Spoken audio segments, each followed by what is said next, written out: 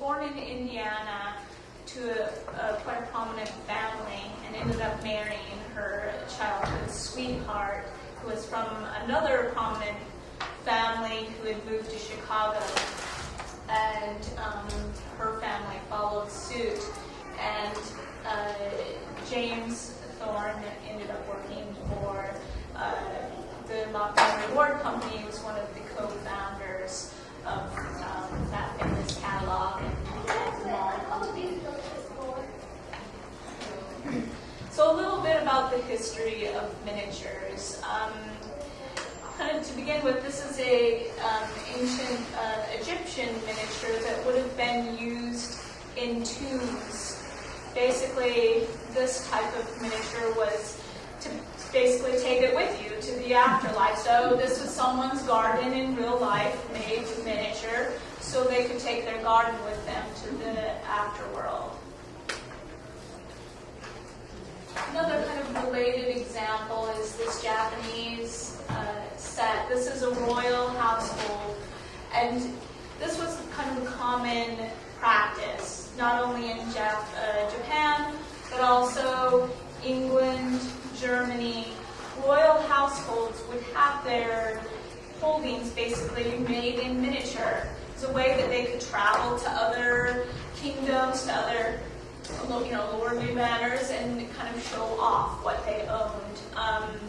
They literally would have everything they owned in full scale made into miniature, and that was a way of basically boasting and one-upping whoever you were visiting. So the finer the quality of the miniature, the more obviously wealthy you were.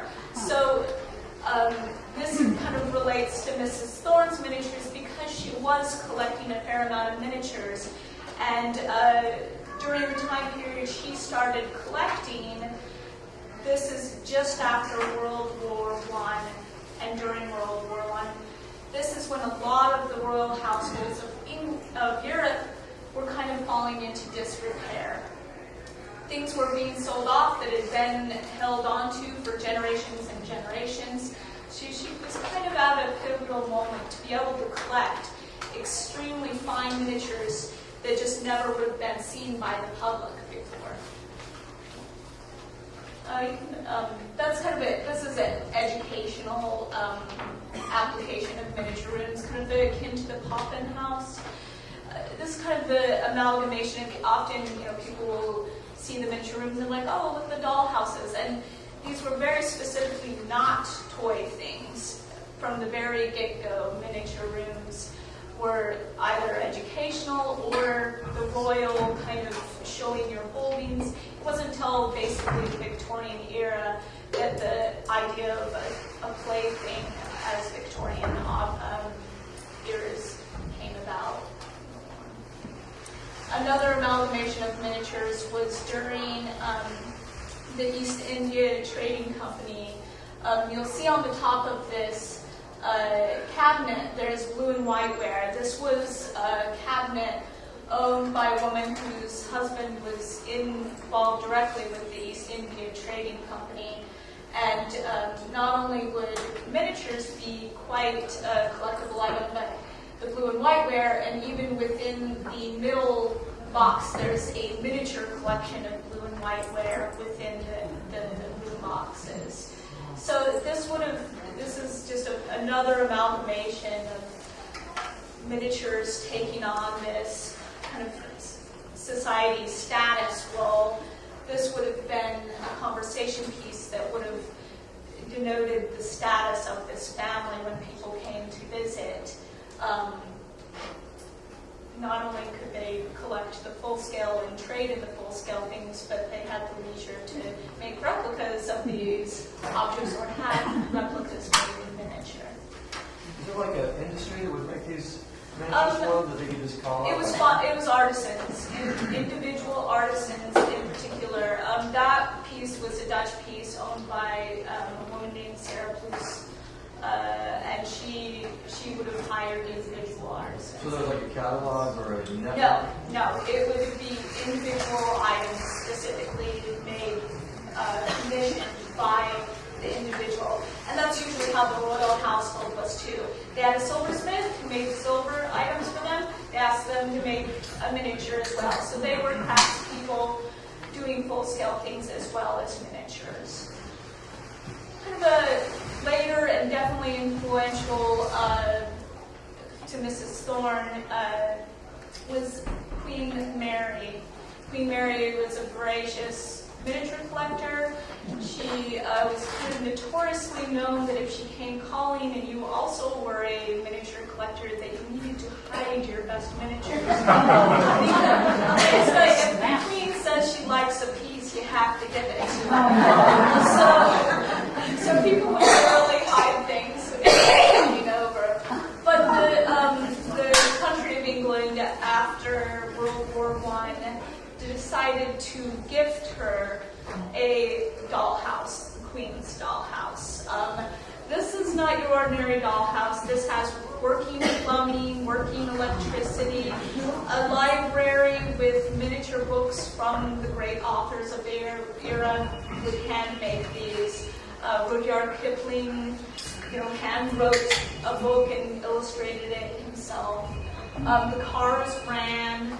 It's quite an extensive miniature. And this was literally a gift from the people of England to Queen Mary. And also was supposed to kind of bolster England's industries after the war. So the best china makers made the china for the house. The best leather workers made the leather for the house. It was just to showcase the craftsmanship of England at a time when the country was, just had a little bit of a rough bout and was just about to go into another rough bout. But we'll move on. So back to Miss Thorne. This is the history she's dealing with. She's dealing with the royal house is getting rid of things. She's dealing with miniatures being another new wave of miniatures coming back in fashion with Queen Mary, making it very popular again. And then also dealing with the beginnings of the Depression here in the U.S. That was her wedding picture. Here's James Ward Thorne, her husband. Go on to the next one. So she's not only collecting miniatures, she's collecting, this is a full-scale piece that's actually within our collection at Art Institute of Chicago, a French corner cabinet, as well as an extensive prints and drawing collection, and a large portion of our historic books also were gifted by Mrs. James Ward Thorne. So she was never educated past the 8th grade, but obviously extensively self-educated, constantly traveling, constantly researching and purchasing books on everything from the styles of Europe to early American history. And eventually, this is a first edition book she gifted the museum of Chippendale's famous cabinet makers book, and this is where a fair amount of her designs that from Chippendale would have come from this book.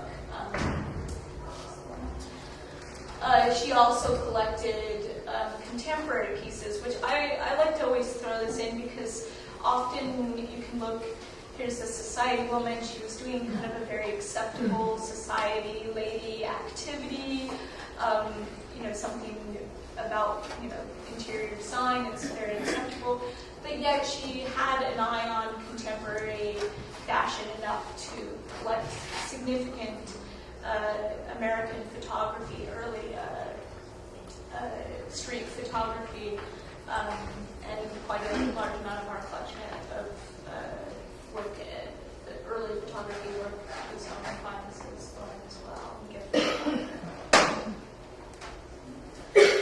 So one of the other things going on at this time, besides Queen Mary getting miniature rooms back into popularity, was full-scale period rooms were all the rage at museums.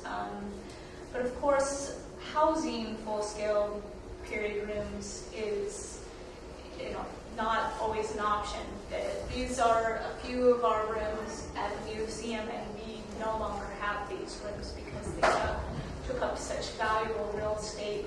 Size-wise, just accommodating these spaces is daunting. There's one more set, our French room, and an early American room. So, kind of the combination of having an interest in the interior design, an interest in miniatures, and then the kind of common popularity of period rooms started brewing this idea of room boxes for Miss Thorne. Are we having a little trouble? We are. The projector's misbehaving, but we'll try to get it back. So kind of, but she had an uncle who was a rear admiral in the Navy, and he would travel around and bring back miniatures. And then as she got older, she started traveling herself with her husband.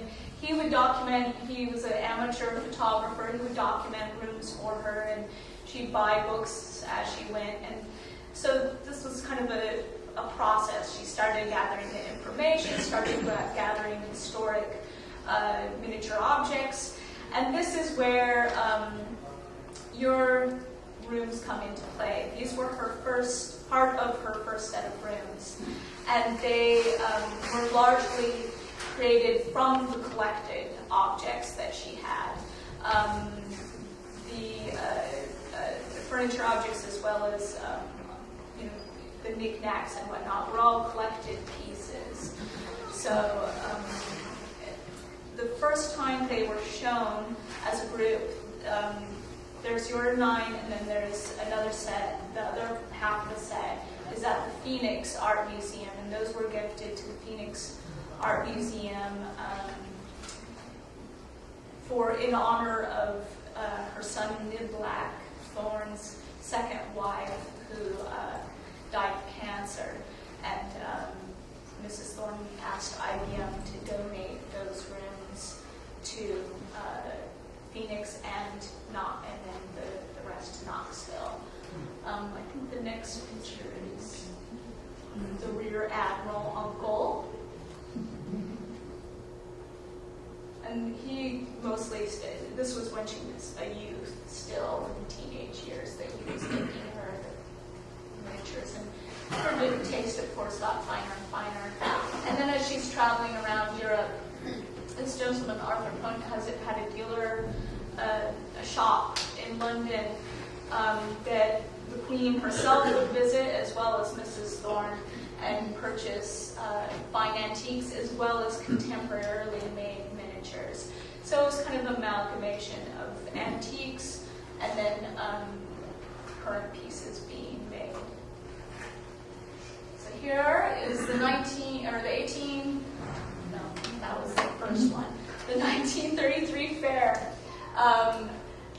Before the rooms were shown at the fair, they were originally briefly shown for a fundraiser at what's now the Chicago History Museum. This was to benefit out-of-work architects.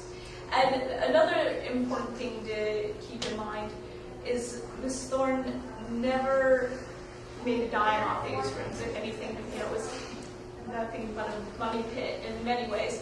She always used them as charity fundraising events, whether it be for these out-of-work architects. She also made a lot of little room boxes to be displayed on trays for children in hospitals, as well as eventually really helping spur on the Women's Exchange Program, which was a fundraising for women who either lost their husbands during the war or were somehow unable to provide for themselves.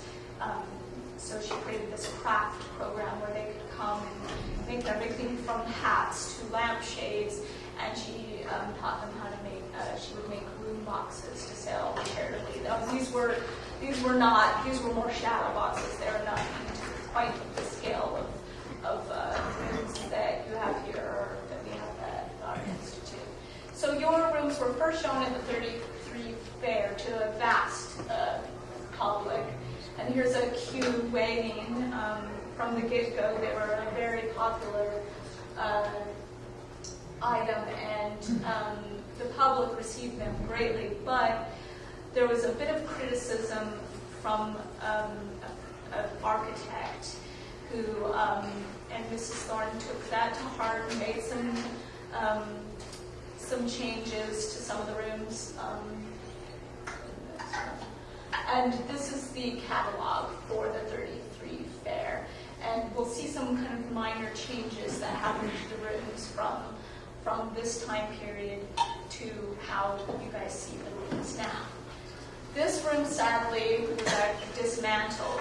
And what it's really sad is this is one of, this room includes some of the earliest very fine miniatures that Mrs. Thorne collected.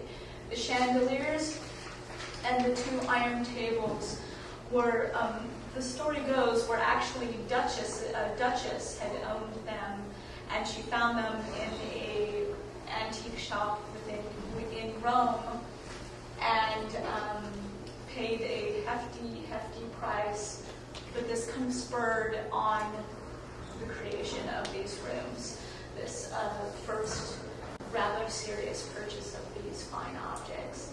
So to me, it's quite a tragedy. Sadly, she dismantled this room, and it's unknown where these miniatures are.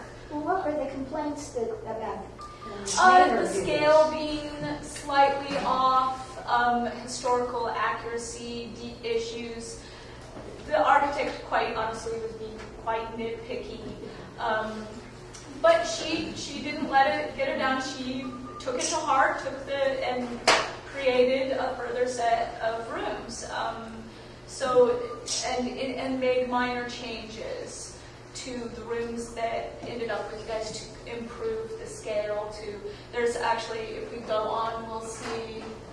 Here's your kitchen, and this is interesting because she also started really taking more and more note of historical details and adding more and more notes. This is the first entry for the kitchen, and it's quite short and not very informative.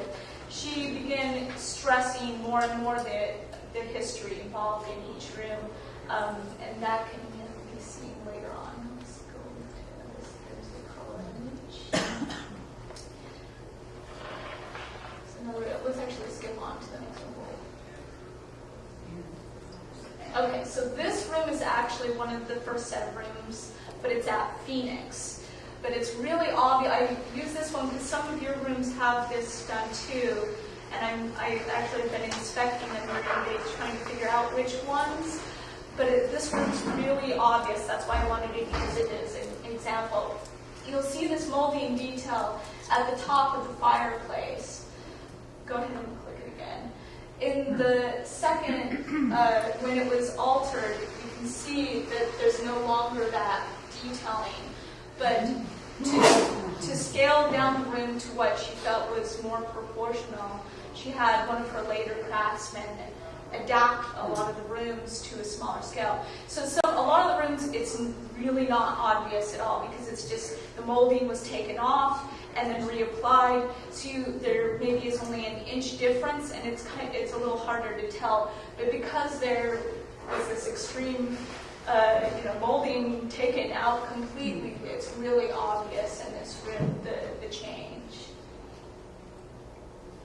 So after the World's Fair, she did receive a lot of press, and this is when, after a lot of the press, and honestly, I think it was a little bit of jealousy spurred on comments afterwards. Not only did she get some negative press, but she also, or not negative press, but negative comments, but she also spurred on a lot of interest in people wanting to be involved with the project. And she started hiring more and more craftspeople. So this is Eugene Kupchak, and he started during the second set of rooms to help with Mrs. Thorne, and he was one of the full-time employees and this is his son next to him, who continues on to make miniature rooms still to this day in his father's studio in Chicago. Well, just outside of Chicago. But this is a gentleman by the name of Edwin Clark. He was an architect, made many famous Chicago buildings, including our zoo, and this was the resident he built for Mrs. Thorne in Santa Barbara. We have the Needle Point Guild, who did a fair amount of work for Mrs. Thorne earlier on, and then they told her that it was way too much work. They were supposed to be repairing tapestries, because this was actually at the Art Institute. The Needle Point and Textile Guild was part of the Art Institute of Chicago. So they ended up training a cousin of Eugene's who was fresh out of high school. Actually, I don't think I included her picture, but her name was Lee Meisinger. And she continued on making 101 of our rugs. This is a German carver who Mrs. Thorne, kind of in the spirit of Queen Mary, was notorious for stealing craftspeople from window display companies. So he actually this is him working on a window display for the Marshall Field Company. And she was quite friendly with that family anyways, but they would tease her about she would literally go to the workshops and be like, who made that? And hire them for a higher wage. And so this gentleman was an amazing carver. His name's Alphonse Weber. And you'll see this is a book that was actually Edwin Clark's, that he would have looked through with Mrs. Thorne. They would have selected things that they wanted to use. And then Alphonse Weber then carved in reverse, and then we'll see a detail here of the molding at the top of a library room where that molding is used. So basically the carver, if it was a one-off, it was, here, go to the next one. If it's like something over this fireplace, it's a one-off carving, he would carve it by hand, and that was the piece. If it's something like the molding, it would be repeated, so he would carve a section, and then a mold would be, or a casting would be made and painted and repeated. So it's kind of a rare skill actually for someone to do both inverse and furniture objects that are carved as well, but he was pretty amazing. So he would have been given an image of this full-scale piece, and we have another, there's the front, and then we'll see over in the right, there's the miniature piece to replicate it. They took off the top part, but it's, that would have been what he was working from. And also just all the molding detail he would have carved. And this is one of the rugs we can see in detail. Anil, how many stitches per inch are your current rugs? Anil makes rugs. I've gone from 42 count to 60. That's what 60 is now. These were a little clunkier back then. I think they were more like 30-ish. But eventually, Lee was doing, I think, 60 at the end for the cuff jacks. And she was 89 and still working on these rugs, and she just passed away a couple of years ago. Where is that room? This is one of the Chicago rooms.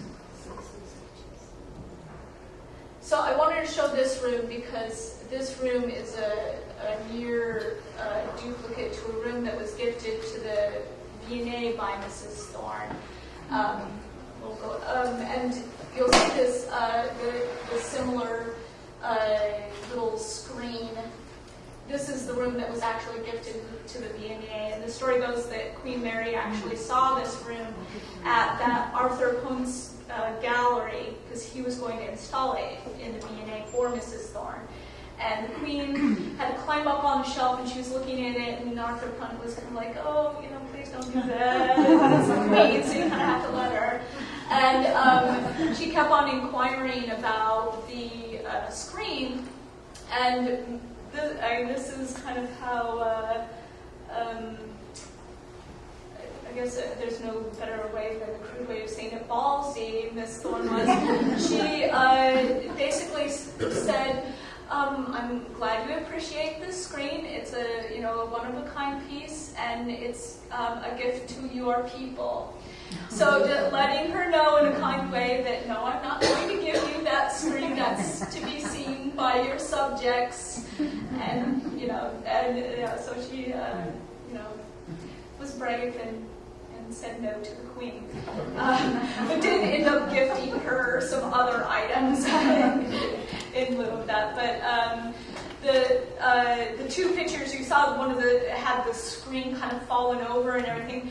That story goes, it was during the Blitz, and this is kind of horrible, but Mrs. Thorne wrote a letter to the V&A, basically inquiring, how was the director doing and how is my room doing? And I've heard there's some bombing going on. And he's like, well, the country's doing well, and he responded back very graciously and showed her the pictures. Yes, it did get tousled a little bit, but I think all is well. But it was a little sad since the whole country is being bombed, but I wanted to know how her room was doing. Lindsay, as far as you know, the rooms that are here, the furniture was all or mostly things that she had been collecting. Exactly. So there was a few pieces that she would need to fill in, and actually the architect had originally, Edwin Clark, had originally come from he started his own firm, but originally had come from a different firm, and it's believed that their furniture makers at that firm maybe made a few of the pieces that are in your room. Was there a standard that anybody making miniature furniture, there was a certain the 1 inch scale? to 1 inch to 1 foot scale that all her Mrs. Thorne's rooms were in was a known style, but it kind of became a little more official after her series of rooms were seen so much. There were certainly other miniature rooms being made during this era and slightly later, and they did range in scale. But it kind of became a little more of a standard scale after she made this huge series of rooms, because there's your early series of rooms, and then we have 68 on view, 1 off view rooms, so 69 rooms in the Chicago collection. Because I remember yours are much grander than ours. They were the second set. She was honing in on her skills. She was also hiring people to do very specific work. They did get a little grander. This is another artist, and she employed Brundell. This was one of the people that she benefited from the Depression.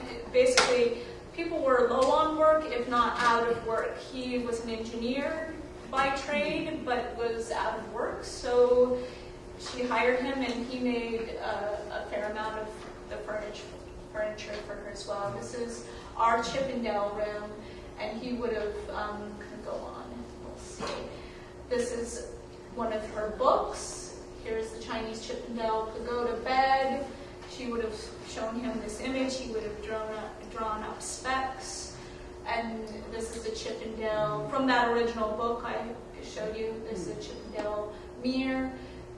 All this would have been made to suit the room. She did include, as in your rooms, antiques when they fit the setting. But with your set of rooms, it tended to be kind of almost the opposite way around. She had the miniature objects, and she fit the room to the miniature objects that she had in her collection. Okay, so you can see this is after V&A, I believe, and you can see the exact comparison there. So it just, the more she researched, the more refined she got. You can see that this is an early antique. I think this is actually the first antiques publication, and here on the front page is the chair, the curved shield back from the white chair that she had replicated. Okay. And here, of course, is the Tennessee room, which I know keeps on bugging me that you guys need to borrow, which we could maybe work something out. And this is just such a beautiful room with the painted wallpaper, and that's hand-painted wallpaper. And of course, you can't really see it from this view, but in the side room, there's the old Ironside desk is in there and everything. So, this is a kind of funny little anecdote of history, making history. The top view is a miniature of Mount Vernon that Mrs. Thorne made. The bottom's actually Mount Vernon, but there was a time period when Mount Vernon was going to be bulldozed. It was in disrepair. It was going to be bulldozed, and there was a set of society women, including largely a contingency from Illinois, who got together and rallied to save the room. Well, they also kind of painted it in the fashions of the day, and that's what we see in the Thorne rooms, is this peachy, creamy color, and that for ages is what people took as, that's Mount Vernon, that's what it's supposed to be like. But you can go to the next one. So there's the Thorne room on the upper left, and on the bottom right is the just very recently rehabbed room where they discovered, after taking scientific paint chip samples, it was actually like bright eggshell blue, and they believed that there was supposed to be a wall-to-wall carpet within the room. So some people ask, "Oh, are you going to fix the Thorne room?" And I'm like, "No, these are art objects made in the 30s by a specific person." And the thing is that it is this very historic point. This was a turning point. Mount Vernon could no longer be with us if it weren't for this set of women. And this is like a great little, historic moment of documenting that time period when Mount Vernon was saved. Now, real Mount Vernon is, the correct color and whatnot. But it's great, to me, it's very important to have that historic document of that time period. And that's kind of a thing to kind of keep in mind a lot of the times with the Thorne rooms is they're not always 100% accurate, and they're certainly not the broadest view of design. There's no, there isn't even a Chicago room within this Chicagoans. There's one Midwest parlor that's supposed to be her grandma's house, and I think she almost only, she kind of begrudgingly made this room because, for fashion sensibility's sake, it was hideous in her mind, as well as including a Victorian room, which she really didn't like as well.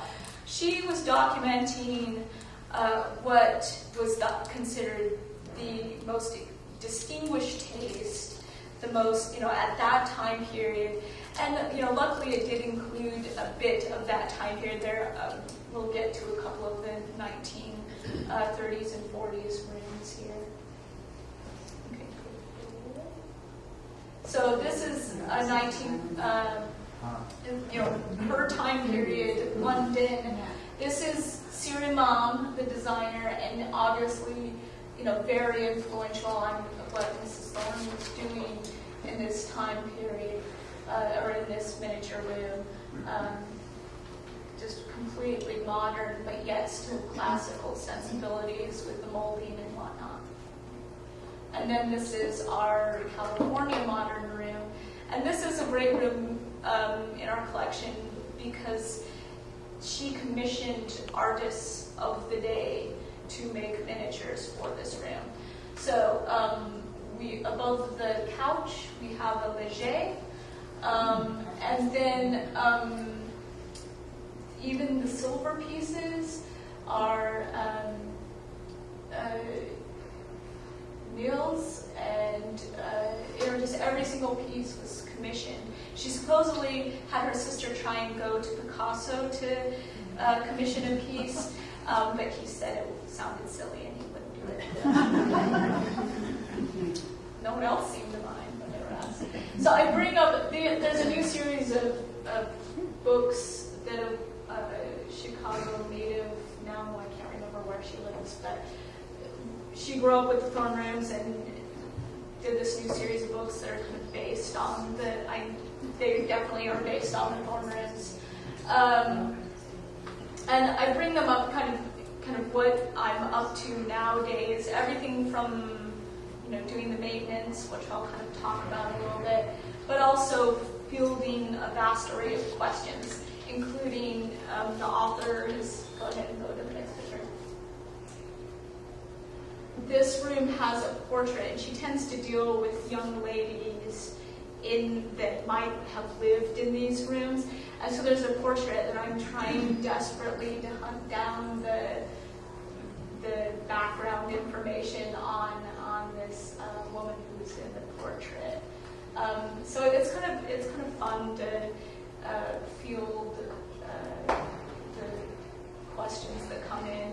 Probably, unfortunately, my most common comment comes from one of my favorite rooms, which unfortunately has a little bit of a snafu in the backdrop. It's a New Mexico room, but it has saguaro cactus, and so often, like, there's only saguaro cactus in Arizona, and I'm like, well, actually, we have saguaro cactus in Chicago in the Arboretum, so it's just illegal to take them elsewhere.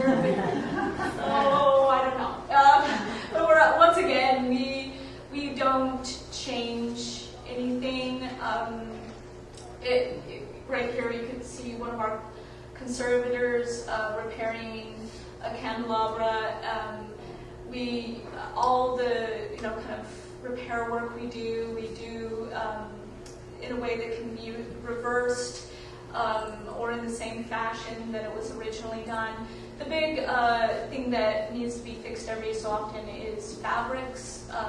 The lights are on our room every day but Christmas.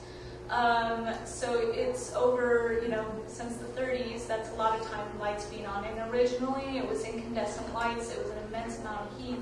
We've since switched them, as your museum has, to a far better light, and they're all filtered, and it's a lot better, but it's still light.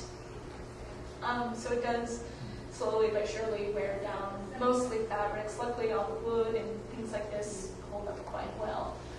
So here I am dusting, and that's kind of probably about every 3 months a room has to be dusted.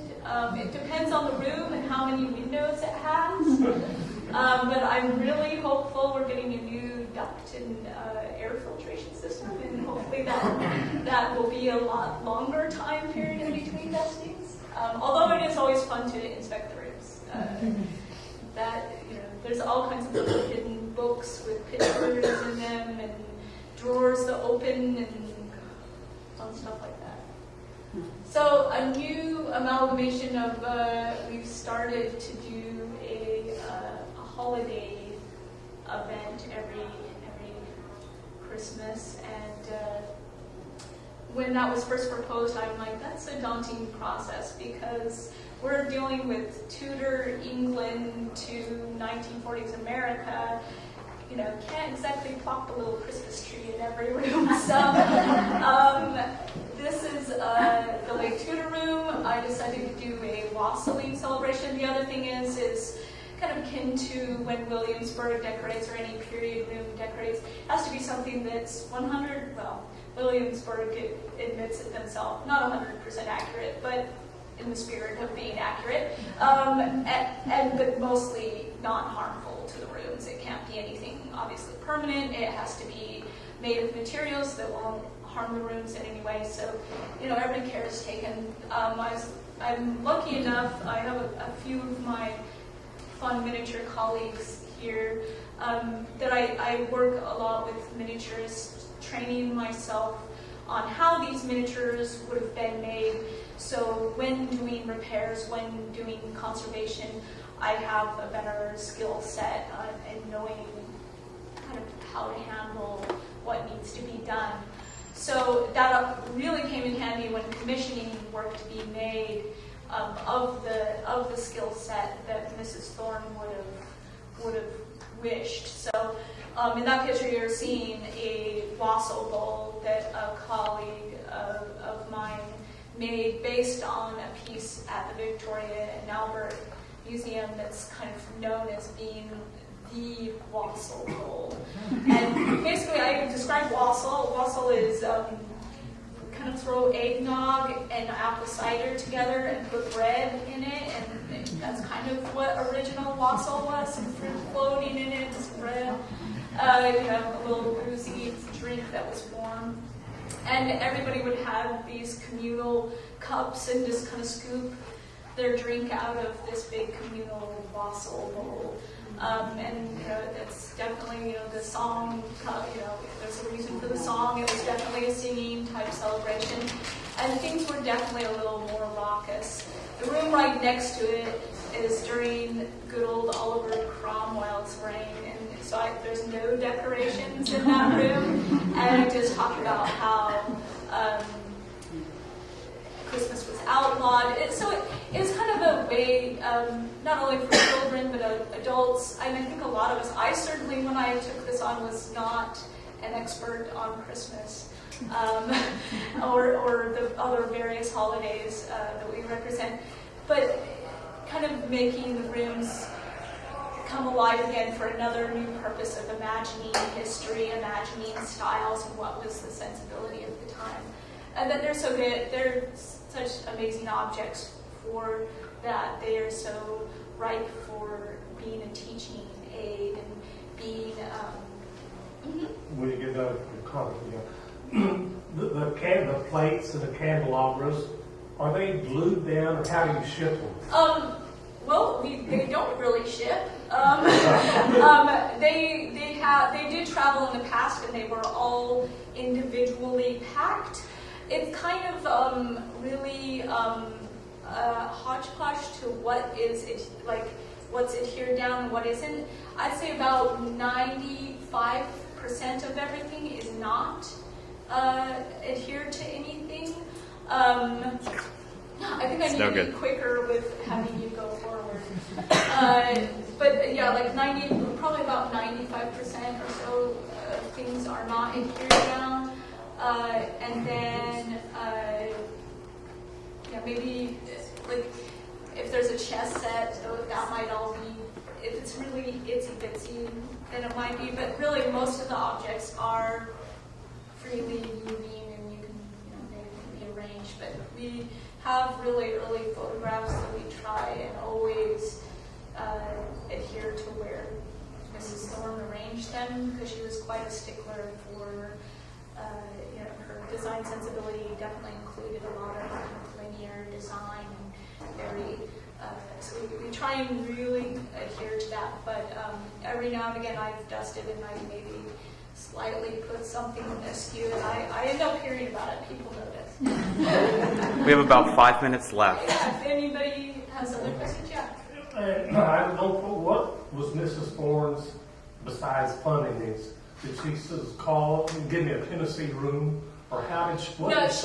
She had a studio right downtown, and she'd have some of her craftspeople would come to the studio. Others worked at their own locations, but she was there at the studio all the time, doing like 8-hour work days. She was definitely more of a director. She didn't often get her hands dirty, but she would, if something wasn't going quite how she wanted it, she would pick it up and be like, I want it like this, or occasionally she'd work on something herself. But for the most part, no, she was the vision. She picked out every single object. She knew the history. She did basically the set design. She was the director of it all. So it was her sensibilities, her arrangement, her picking out individual historic objects to create a room. But she didn't make that much herself. Do you have any last images before this dies again? You can kind of scoot along, and that's just kind of the wassail bowl. That's what the wassail bowl was being made on. Just go ahead and kind of scroll through these. This is William Robertson making the wassail bowl. Wow.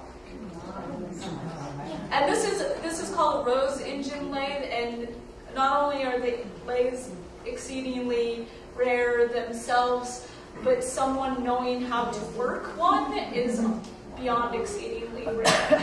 He just happens to have one, and this is exactly the type of tool that the original would have been made on. He also is he's a tool nut, and he also has a lot of access to rare materials, including lingam. I never can pronounce this wood. It's a very hard, oily wood, let's say, and the ivory used to make the piece that is the exact materials the original would have been made in. This is me working on the Christmas tree. I'm working on some of the ornaments and fruits and whatnot. This is a little doll, Victorian doll made by Mary Grady O'Brien, who's a Chicago native. There's the Victorian room, and this is replicating there's an famous etching of the royal Queen Victoria and Prince Albert, who was German. And basically, of course, there were Germans already in England, already in America, but they had an etching done of them in front by this tree, and then like Christmas trees, everybody had to have Christmas trees. So that's basically the Victorian moment where Christmas trees became not just a Germanic thing, but an everybody thing. So there's another detail of the tree, and there's Miss Thorne in her studio. I was going to ask, how long did she keep on doing this? The rest of her life, basically, she was doing. These sets of rooms were done basically all within 10 years, both sets. The set you guys have part of, and then mine. She had up to 12 people working with her a lot of the time. But then, as she's later on, it was mostly Kupchak was working with her, and she was doing more of the fundraiser shadow boxes and occasional pieces here and there for individuals. But mostly it was just kind of more demure little quaint shadow boxes that were merely meant as fundraisers items. But yeah, pretty much all the rest of her life. When did she die? 66. How did she choose where her rooms were set? They were all, like which museums? Yeah. They were all gifted to the Art Institute. She was on the Antiquarian Board. She was president for many years, so she was very involved with our museum. But we basically sold the rooms to IBM, and then Mrs. Thorne asked them to specifically give them to Phoenix for her son's late wife. And I think it was actually IBM who had a connection here in Knoxville with the Dillon Gallery. So that was an IBM choice. When she sold them to IBM, did she sell them with the... We actually, the Art Institute sold them. She gifted them all I mean, to us. I meant when the museum sold them, did they sell them with the stipulation that they had to go to other museums? Or did they just say, do what you want with them? No, there was no stipulation, but I think because it was a company as significant as IBM, you usually know that it's going. But that's so rare for a museum to deaccession something. Oh, not so much. No? No, not at all. Basically, it depends on how something's gifted to the museum. There are some time stipulations that something must remain within the collection.